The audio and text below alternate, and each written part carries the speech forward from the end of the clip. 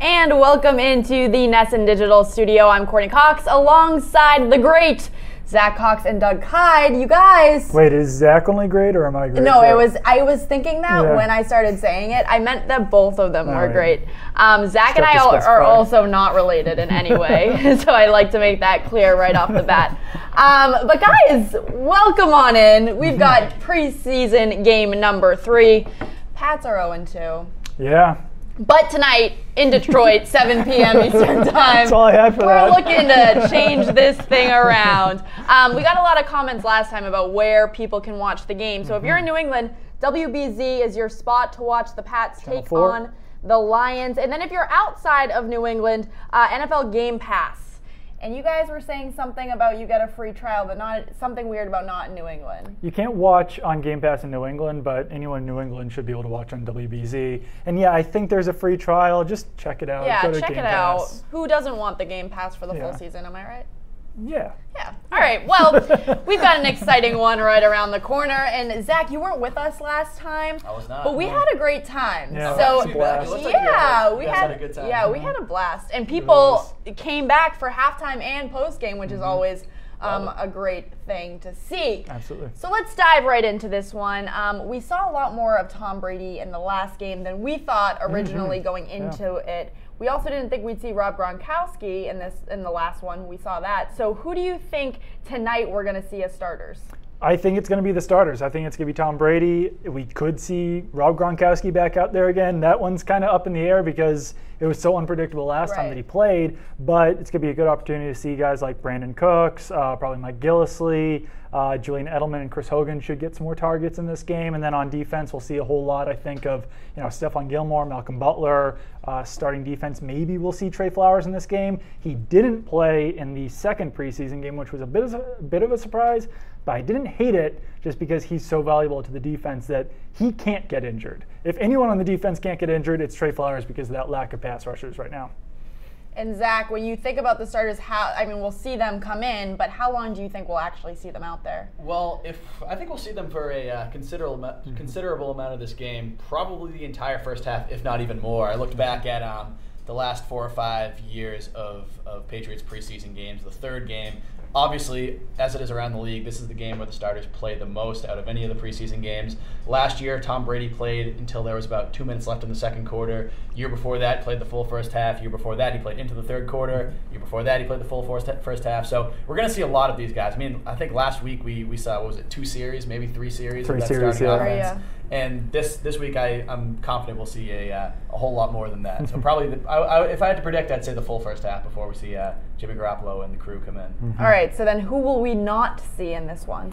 We've got a list here, courtesy of Jeff Howe, former Nesson employee Jeff Howe. I'll read through it. It might be boring because it's long, but just make it fun. Wide receiver Matthew Slater, wide receiver Malcolm Mitchell, Rex Burkhead, Brandon King, Nate Ebner, Keontae Davis, Elandon Roberts, Dante Hightower, Shea McClellan, Jamil Douglas, that's a bit of a surprise, Adrian Waddle, Andrew Jelks, Nate Solder, Matt Langle, Dietrich Wise, Gino Grissom, and Derek Rivers. So as far as surprises in that list go, like I said, Jamil Douglas. I'd say Burkhead is a little not surprising because he didn't practice this week, but notable because he did have a very good game last week. He had a great game last week. We didn't really see, he didn't seem to get injured at all in that game. Maybe he did on the J.J. Watt hit. He didn't play much, I will say. Yeah, he was out of the game pretty quickly, but so were a lot of the other first team offense guys. So a little surprising not to see him on the practice field this week, and then obviously we're not going to see him tonight. Dante Hightower we did see on the practice field this week, but he is. I would say the Patriots are just being a little cautious. They know what they have in Dante Hightower, even though he will maybe potentially be playing a new position this year. So would have been nice to see how he lines up into that new look defense. But yeah, they're holding them out from this game from what it looks like. When it comes to the third preseason game, is this like a do or die game for anybody in particular? Like who should we be watching that needs to have a big game? I mean, Cyrus Jones, we keep talking about it. He's one of them. It's kind of unfortunate that Elandon Roberts isn't going to be playing this game because he probably could have used it, but he suffered a rib injury in the second game. And then Mike Gillislee, he could possibly pass Rex Burkhead if there even is passing at this point on the depth chart. Rex Burkhead had such a good game that I think a lot of us were expecting that he could potentially be the starting running back going into the season. But if Gillislee is impressive in this game, then he'll probably get that. Both of those guys kind of been a little bit banged up this summer. They kind of have a history of being banged up as well. That was one of Burkhead's problems in Cincinnati, that anytime he was about to get a role, he kind of got hurt. And this is something similar that we're seeing now. And then finally is Coney Ely. And we'll talk about that probably a lot tonight. But he's a guy who's reportedly been on the trade block. I have kind of been saying that he's not a roster lock, which I think has surprised a lot of people, just because it's like I mentioned earlier with Flowers, that defensive end depth is so shallow that you figure that, oh, well, they have Coney Ely, he'll definitely make the team. But he looked good in the second preseason game. I think he's a talented player. There's a disconnect there between him and the Patriots and him and Belichick, or something's going on there where he's not catching on as well as expected. It's kind of the continuation of what we saw from him in Carolina. He would have those games. I mean, he probably would have been the MVP of that Super Bowl 50 a couple of years ago if the Panthers had won that game. But that's really the only time you've ever really heard of him. He was very inconsistent, very up and down, and that's kind of what he's been so far for the Patriots. He looked very good against the Texans last week, but before that, I mean, he was on the second and third team defense early in camp. He didn't really even start playing those first team reps after some of those other guys went down. So he will definitely play a whole bunch tonight, I'm sure. And I think a thing that people are forgetting about a little bit, the fact that the Patriots changed the NFL rather changed its roster cut setup. Previously, they would have to make a cut from 90 players to 75 players, then another cut a week later to 53. They took out that middle one, so maybe players that would maybe be cut in that 90 to 75. Doug's just has no care. No, I'm listening. We're still training on these iPads over here. I'm listening. Guys that maybe roster cuts. Yes, guys that maybe could have, if they had a poor start to the preseason, they would have gotten cut into that, gotten caught up into that grinder of the 75. Now maybe they have another week to prove themselves. So it gives them a little bit of wiggle room, I think. Well, we were joking last time that we were saying, if Tom Brady does anything out of the ordinary, if he has a bad game, people are going to go ballistic, and it's going to be 40. Oh my God, he's 40. He's terrible now. And then we were joking on Twitter, and we were like, when he threw the near interception, and we were like, oh, sound the alarms.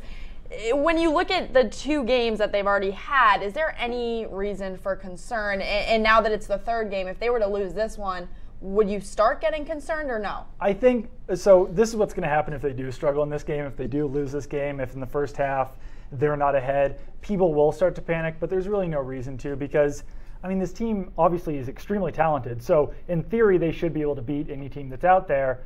But so much of the Patriots' success also has to do with game planning, and this is a preseason game. No one's game planning. There's not a whole lot of thought put into these games. It's just about seeing, who you have, what players you have, what kind of talent. So Patriots fans, do not panic. I know you will, but please try not to, because it's just pointless. I put literally zero stock in the results of preseason games. It's all, to me, about the personal performances and just seeing how different guys interact and play with each other. I believe it was against the Lions a couple of years ago that the Patriots lost like 45-0 in the preseason. They got destroyed, and then they went on to have a typical Patriots season. Yep. So anybody that's getting worked up over an 0-2 record in the preseason, I think you guys got to cool off a little bit. Watch the actual players on the field, because basically the whole second half of these games is pointless and basically between guys who are probably not going to be on the team anyway. So I think that's the most interesting part is, you talk about these guys during preseason games and then they are nowhere to be seen come the regular season. So I think everybody needs to keep that in mind when watching this. And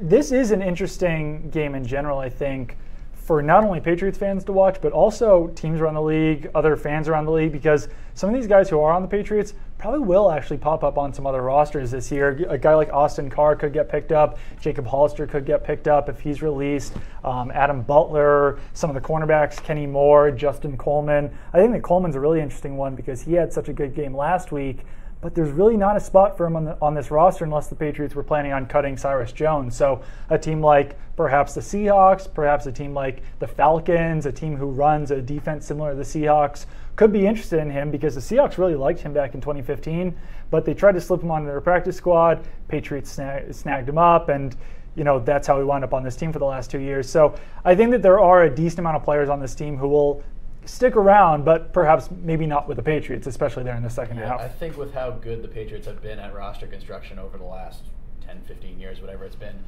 other teams, I think, take a closer look at guys who the Patriots choose to bring in the first place and say, hey, if the Patriots looked at him, he's got to have something. Right. Even though he didn't work out in New England, let's take a closer look at him. So I think that could definitely cause some of these guys to get picked up, like we saw with Cravon LeBlanc last year, a couple guys in the past. Darryl Roberts. Yeah, there will definitely be some guys that the Patriots cut that will end up on 53-man rosters. Another interesting one is Cole Croston. He's a guard, offensive tackle, but I've been kind of hearing good things about him around the league, which surprised me a little bit because he didn't play great as a tackle last week, but I think the teams really kind of like his athleticism at guard. So number 7, he's another one to watch. Well, we've seen across the league some injuries that have made people a little bit nervous. With the Patriots right now, though, any injuries that make you guys nervous? Not really. I mean, unless the one thing about the preseason is that the teams don't have to release injury reports, so we don't really know the specifics about a lot of stuff. I guess if maybe Matthew Slater had a significant injury that could cause him to go on IR or something like that, that would be a little problematic. If Malcolm Mitchell's been banged up all spring or all summer rather, don't really know the extent of that. So, but of the guys that aren't on the field right now, none of them are irreplaceable, I guess. It's not like Dante Hightower is not going to be ready for week 1 or anything like that. So far they're doing pretty well from an injury standpoint. And just the fact that, knock on wood. The fake wood. The fake rocks. No, they're real. Flown in from Ireland. Nate Solder is the one that I think that fans might be a little bit concerned about, but he actually returned to practice this week. He's not going to be playing this game, but when that regular season starts, he'll be in there rather than Cameron Fleming or Adrian Waddle. And I can admit it's a little bit scary to think that Fleming and Waddle will be protecting Brady for perhaps 2.5 quarters in this game. But they've been fine. They've been okay. So, we'll just kind of have to see how they do in this game. I saw some comments on our Facebook Live. Oh, that's what I was trying to do. That's what... If you didn't notice, the sound started playing when Doug opened the Facebook Live. Very good at technology. Yeah, very good. He just wants to watch himself. Yeah. He's like, wow, I look great today. But people want to know a lot about Cyrus Jones. So I figured that we could probably talk a little bit about Cyrus Jones before departing. I'll put this away so I'm not distracted. First of all, someone asked who's going to be the kick returner. It's going to be Cyrus Jones if he's on this team. If Cyrus Jones is on this team, he's going to have to be able to return punts and he's going to have to be able to return kicks. Otherwise, he won't be on this team because he's not as good of a cornerback as Justin Coleman. I don't even know if he's as good of a cornerback as a guy like Kenny Moore, who's an undrafted free agent at this point. So Cyrus Jones, he basically just cannot drop a punt. He cannot drop a kick in these 2 preseason games. And if he doesn't, he should be good. But if he does, that's when we might start seeing Danny Amendola take some punt return reps. You might see Dion Lewis start taking some kick return reps.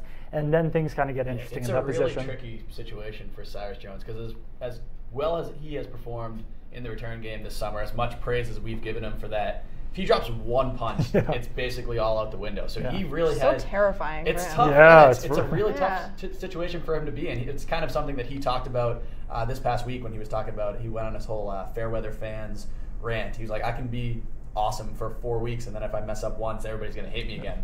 Which is kind of true in the position that he's in with how poorly he played last year. So it's really tough. Right now, he's in a good spot. As long as he keeps this up, I think he should make this team. But yeah, he doesn't have much room for error, which is it can't be easy for an NFL player like that. It's not, but Bill Belichick did talk a lot about pressure this week, about how every player is always under pressure. There's always going to be pressure in the NFL, and if you can't handle the pressure, then you probably shouldn't be in the NFL. So these next 2 games will be a pretty good lesson for Cyrus Jones and for the Patriots to see if Cyrus Jones can handle the pressure that comes along with being an NFL player.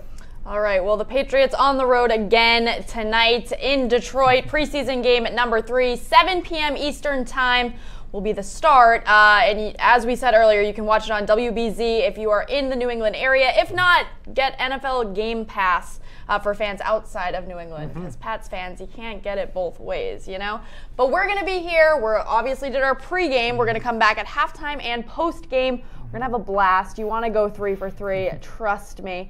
Interested to see if Taylor Swift's new single plays out in Detroit during the game. Yeah, what's it called again? Look What You Made Me Do. She only says it 12 million times during the song, though. So if there's like a forced turnover or something? Yes! There you go. That meme guy. Initial Zack Cox review, D-. We'll see if it grows up. I give it a whatever, and I'm a big T Swift guy. Buds or bugs? Oh, 1 bug. Oh man, I'm more pumped up about it, if I'm being completely honest, but that's beside the point. You can also talk to us on Twitter throughout the game at Zack Cox Nesson, at Doug Kyed, and at Cox Courtney. We'll make sure to take as many questions as possible. We'll talk at halftime. We'll have a great halftime report for you. We'll have a lot of fun. And if you're out at the bar, we're on Facebook Live, so bring us along with you for your Friday night. Have one for us. Cheers. But we will see you at halftime. We're so excited. You should be excited. Hopefully we see a nice one out of the Patriots tonight.